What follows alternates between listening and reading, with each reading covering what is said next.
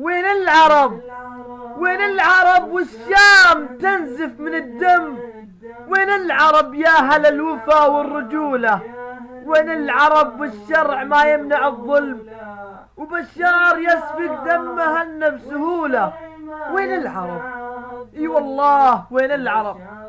وين العرب والشرع ما يمنع الظلم؟ وبشار يسفك دم أهلنا بسهوله. وين العرب والشام تنزف من الدم؟ وين العرب ياهل الوفا والرجوله؟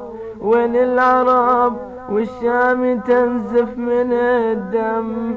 وين العرب والشام تنزف من الدم؟